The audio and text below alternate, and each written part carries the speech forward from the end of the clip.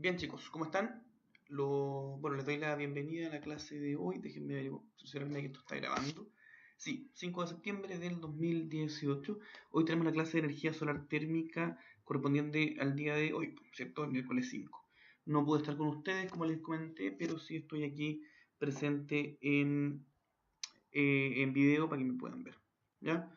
Bien, vamos a partir con la clase. Si ustedes se acuerdan, la clase anterior nos tocó hablar básicamente de la radiación solar. Habíamos pasado por eso y la radiación solar va expresando lo que es la energía que nos llega del Sol. Y habíamos hablado de que esa energía puede corregirse porque las tablas de radiación nos entregan la información en superficie horizontal, pero no es la superficie horizontal la que nos sirve, ¿cierto? Teníamos que modificar ese ángulo adaptando el ángulo de incidencia justamente, o sea, para saber cuánta es la energía que vamos a tener, considerando que el captador no va a estar en superficie horizontal, sino que va a estar en superficie inclinada. ¿Ya? Eso pudimos repasarlo en la clase anterior y hoy vamos a hablar de algo que es muchísimo más importante que eso. No, en realidad es igual de importante, pero y tiene que ver con la cantidad de energía que un captador puede generar, más allá de la energía que genera. O sea, más allá, perdón, de la energía que llega del sol, sino que la energía útil que es capaz de convertir. Y en ese contexto vamos a tener que fijarnos en lo que es justamente el rendimiento de un colector solar. ¿Ya?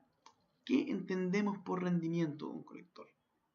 O más allá que eso, les puedo hacer la pregunta, ¿cuánta energía útil puede producir un captador solar en base a la radiación que recibe del Sol? La radiación que recibe del Sol ya la vimos y la estudiamos, y era lo que les comentaba hace un minuto atrás respecto de la radiación solar. Esa radiación llega pero el captador será capaz de aprovechar un 100% de esa energía.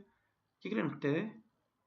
O sea, si el captador tuviera un rendimiento del 100%, estaríamos ante una situación en que el 100% de la energía solar, de la radiación solar que llega, sería convertida a energía útil. En este sentido, ¿cierto? En este contexto, a agua caliente sanitaria. ¿Qué creen ustedes? ¿Será así, efectivamente, o no? ¿Qué creen? La respuesta, y como lo hemos conversado también en otras clases, no tienen un rendimiento del 100%. Siempre hay pérdidas dentro del proceso de conversión de energía. ¿Ya? Entonces, la pregunta es básicamente de qué dependen esas pérdidas. O básicamente de qué depende el rendimiento de este captador solar. ¿Ya? Y en ese sentido, el rendimiento, porque ustedes comprenderán que no todos los captadores solares tienen el mismo rendimiento, o no todos son capaces de producir o de convertir desde la energía del sol a energía útil de la misma forma. Además, habíamos conversado sobre el paralelo con los sistemas fotovoltaicos, ¿cierto? Un módulo fotovoltaico que tiene un rendimiento de más o menos el 16%, ¿sí? Un módulo convencional de silicio monocristalino, ¿sí? 16,5 con suerte. Y aquí estamos ante una situación distinta. Acuérdense que aquí ya no estamos aprovechando el efecto fotoeléctrico, sino que estamos aprovechando de energía solar térmica el efecto fototérmico.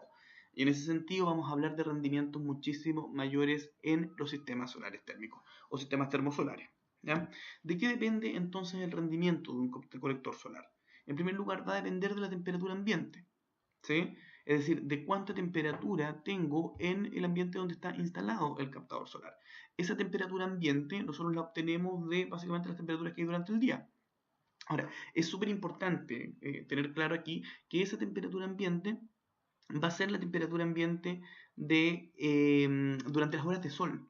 ¿Ya? No se olviden nunca de eso. Porque si hacemos un promedio, por ejemplo, durante todo el día, las 24 horas del día, hacemos un promedio de esa temperatura, nos vamos a dar cuenta que las temperaturas de la noche, ¿cierto? Que no son temperaturas donde el captador solar está generando energía útil, ¿ya?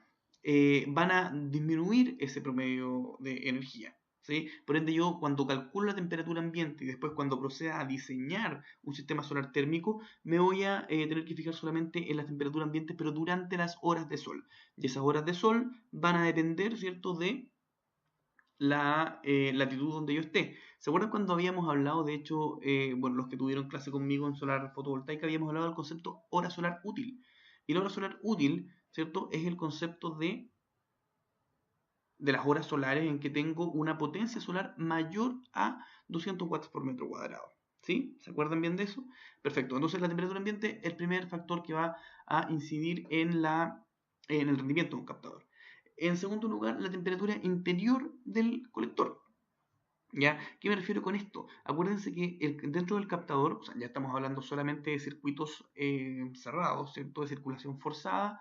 Por ende, el fluido que va a circular dentro del captador es un fluido caloportador, ¿ya? Y ese fluido caloportador puede llegar a temperaturas muy altas. De hecho, las temperaturas de estancamiento, por ejemplo, un sistema de colectores planos o tubos de vacío supera en general los 100, los 150 grados, sin mayor problema. Incluso siendo temperaturas mucho mayores a esas. Entonces, la temperatura interior del colector va a depender. Y fíjense por qué el rendimiento depende de estos dos factores. Porque, ¿qué es lo que pasaría si es que nosotros, si tuviéramos poca temperatura, poca energía, perdón, poca temperatura ambiente, pero en la temperatura interior del colector fuera muy alta? ¿Qué creen ustedes cuando dos temperaturas, cierto, se encuentran, o donde dos fuentes energéticas en realidad, porque ustedes saben, estamos hablando de calor al fin y al cabo, donde esa energía se encuentra con o sea, una zona de mayor concentración de energía, se encuentra con una de menor concentración de energía? Ahí nos vamos a dar cuenta que va a haber transferencia de energía. Y si ustedes se fijan, ¿cierto? La energía se mueve de zonas de mayor concentración a menor concentración. ¿Qué quiere decir eso?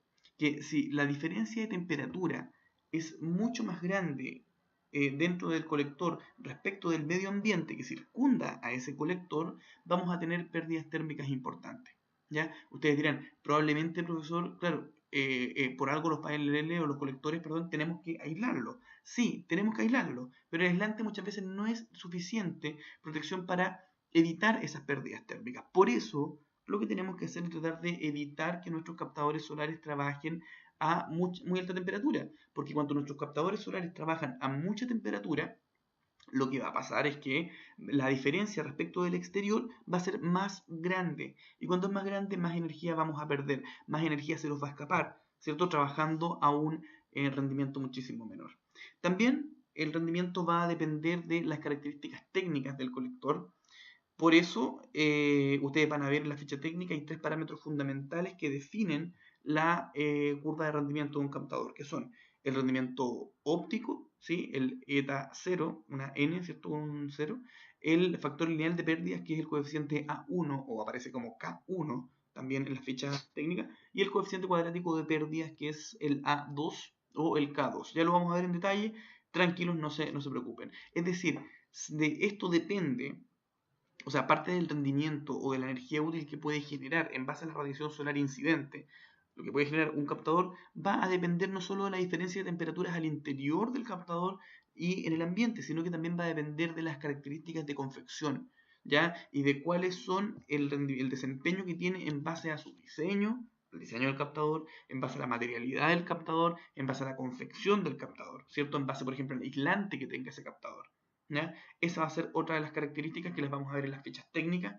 Y finalmente, depende de la irradiancia. ¿Alguien se acuerda de lo que era la irradiancia? Yo sé que se acuerdan.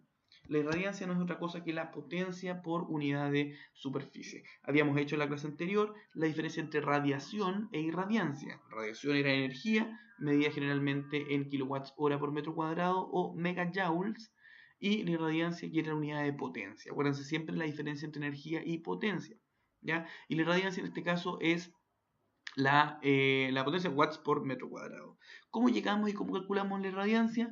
La irradiancia la vamos a calcular directamente con la energía, es decir, la radiación que viene de las tablas, dividido por la cantidad de horas de sol útil que tenga durante un día.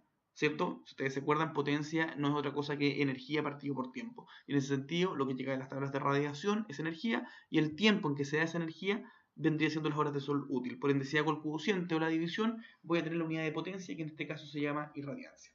Voy a detener el video acá y los invito a ver el siguiente video.